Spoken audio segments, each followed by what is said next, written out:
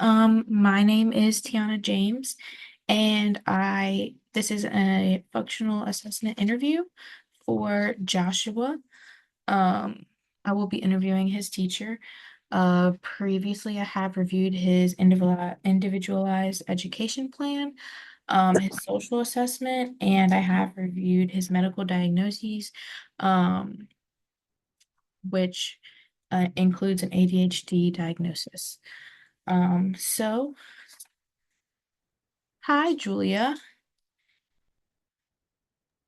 Hey, Tiana. Thank you for meeting with me today. How are you doing? I'm good. How are you? Good. Did you have any trouble finding the place? No, not at all. Not at Okay, all. It was pretty awesome. easy. Awesome, awesome. All right, so you are Joshua's teacher, correct? Yes, ma'am. All right. Um, and he is 7 in first grade is it a public or a private school? A public school.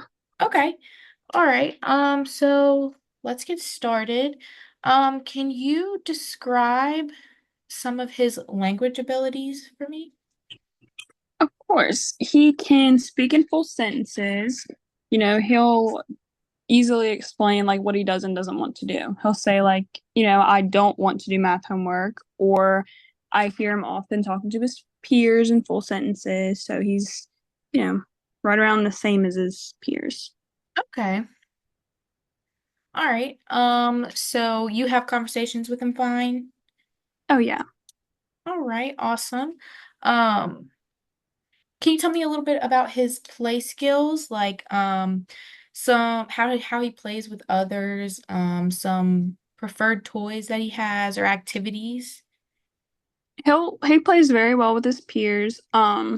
They during free time they really like to play role play. He'll usually end up playing astronauts versus alien invaders is what they call it, and he definitely likes being the alien. He also loves recess. He likes to swing and play tag. I do think swing is his favorite though. He always runs straight for the swings. Okay, awesome. Um, is there anything else that he prefers, or is it just the swing, and playing astronauts versus invaders? Um, I mean, that's usually what he tends to do the most. He likes to go to gym class, though. He's always very eager to line up as soon as it's, time for gym. He likes to play basketball at gym. Okay. Um, he also seems super engaged during the interactive learning. We give all of the students this little remote where the questions are displayed on the board with answers, and they get to like pick their answer on the remote, and it keeps track of who gets which questions right. So he always gets really into it and likes to win. Okay, so he likes to win the games. Do you notice that that is his sole goal of the game, or does he just really enjoy it? I think he really enjoys it, but I mean he does like to win it. Okay, awesome. All right. Do you know of any medications that they're taking?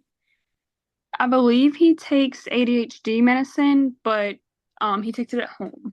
Okay, so he So we does don't have have it. an ADHD diagnosis, but he does not take that at school. He takes that at home.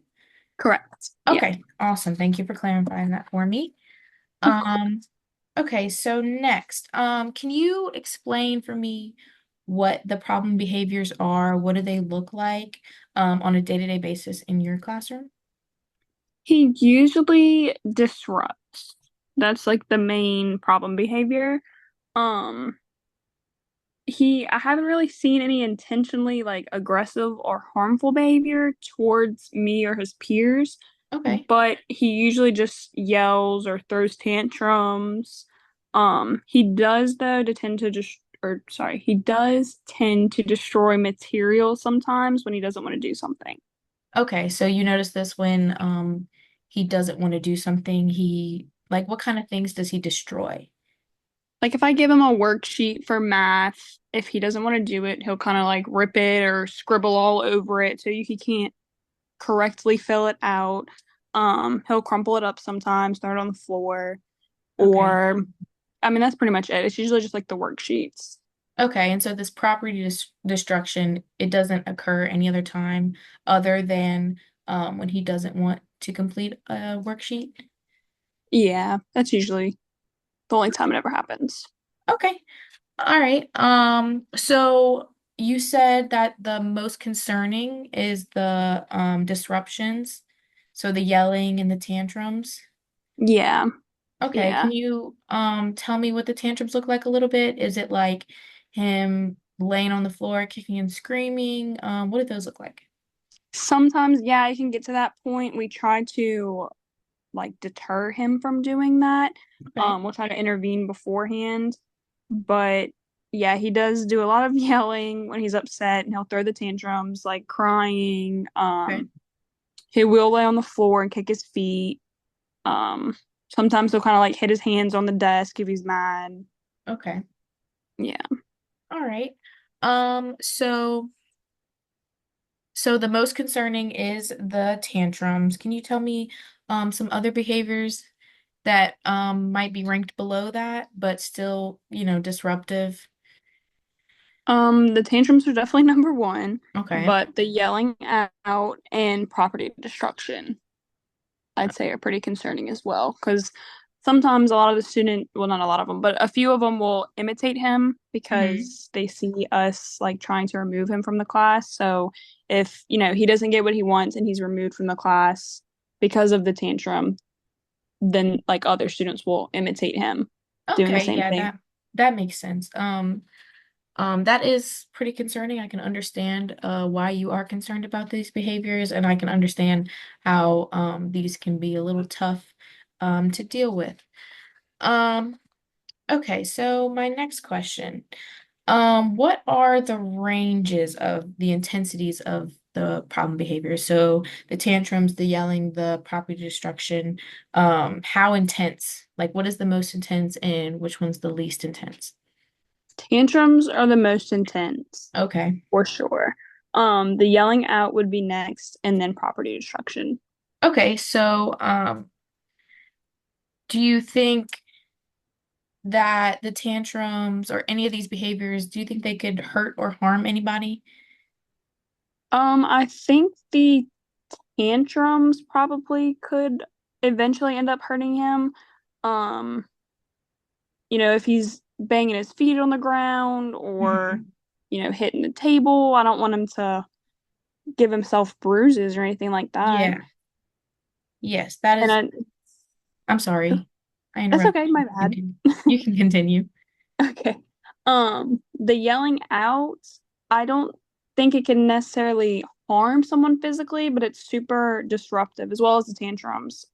It not only disrupts his learning abilities, but it also disrupts his peers' learning abilities because we kind of have to stop and address the tantrums, the yelling out, and the property destruction as well. Okay, yes, that makes sense, and I can understand your frustrations. Another question I have, how frequent are the tantrums, yelling, and property destruction? How frequent and how long do they typically last? The tantrums can be pretty frequent. Um, Like it usually happens whenever he doesn't want to do something, and they can occur for a pretty long time. And it usually ends by us either giving him what he wants or removing him from the situation. Um, the yelling out is not as intense, I guess, but or as long as the tantrums. And then the property destruction, it doesn't really occur, but it usually it usually stops as soon as it starts. Okay, so the tantrums are much more frequent than anything else. That's what I'm getting, right? Yes. Okay, thank you. All right. So do you think that different types of problem behavior tend to occur in bursts or clusters? Not that I've noticed, they usually don't occur one after another. Once one behavior happens and he calms down, he tends to be okay for a while. Okay, all right. Well, that's good. Um, is there something, one of the behaviors, does it typically happen before, another one of the behaviors, or do they happen alone? How does that happen? It really depends on the situation. Usually if one behavior does not give him what he wants, he'll move on to a more severe behavior. So, like in one instance, he started with the property destruction because of course it was a worksheet he didn't want to do, and then we kind of just ignored it. Then he started yelling because we weren't addressing the original property destruction, and then became a tantrum. Okay, so you found that when you didn't give him attention from the less severe behaviors, he tended to increase the severity? Yes. Okay, all right. Um, so when do you typically notice that the problem behaviors are most likely to occur? They're most likely to occur when he's given a task that he does not want to do, Okay. or if I'm speaking to another student directly, like my attention isn't on the whole class or specifically on him, I'm just talking to one student. Or if I am talking to the whole class, sometimes he doesn't, I guess, want me to talk to the whole class. Okay, He so he tends to engage in these disruptive behaviors um when he doesn't want to do something. So like the worksheets you were talking about, right. and then whenever he wants your attention. Correct. Okay. Yeah. All right. Um, so is there any particular activities that you notice that they occur in the most? They mostly occur during independent work, like when Okay. they're working on the worksheets or, just working by themselves, like reading time. Okay. All right. So, um, during like group work, do you see it happening a lot or just mainly independent work? Just mainly independent work. Okay. All right. So what have you seen or observed that seems to trigger the problem behavior? Usually if the attention isn't on him specifically, he'll act out, and then if I'm asking him to do something that he doesn't want to do. Okay. All right. Um, does the problem behavior occur when his routine is messed up or you interrupt him from a preferred activity? Do you tend to see these problem behaviors? Not too much. He's pretty flexible about things changing and, us doing stuff that isn't necessarily scheduled. Okay, well that's good. That's really good actually. Yeah. All right. So another question I have, do these challenging behaviors, um, do they show up when he doesn't get his way? Yes, Okay, definitely. can you describe that a little bit for me? Yeah, like whenever the worksheets, I know it's a big example, but that's usually where most of the um tantrums occur. If, we give him a worksheet, he will usually do whatever he can to not have to do it. Um, and he'll disrupt the class whenever like my attention isn't directly on him. Okay, so it seems like these non-preferred tasks are really what Triggers sparks the him. Yeah, onset. Okay. for Um, sure. so when these behaviors happen, how do you react to them? I try not to give in to the disruptive behaviors, but it's hard not to whenever there's other peers being affected by it. So a lot of the times if I can't redirect him, I have to send him to the office. Okay, yeah, that's understandable. I know that's really hard when you have a whole class of students that you have to teach and you have to put a lot of attention on one. So Right. yeah, I can understand how that can be difficult. Um, so is there anything that you do to try to distract him from engaging in these behaviors? Yeah, I usually try to redirect him, like say if he wants my attention, I'll try to give it to him in a way like whenever he isn't reacting badly, like whenever he isn't showing one of his problem behaviors or before it gets to a problem behavior, I'll try to give him a little bit of attention, or I'll try and take him into the hallway away from the rest of the class and students and talk to him and try and calm him down a little bit. Okay. Um, so I know you said he has full communication. But from these problem behaviors specifically, what do you think that he is trying to communicate that maybe he can't get out with the words that he has? I really think he's trying to communicate that he just doesn't want to do whatever the task is, or he wants some attention. Okay. All right. Okay, so do you think that he is maybe engaging in these behaviors as a sensory thing to like self-stimulate? Or do you think it's just him not wanting to do something and him wanting attention?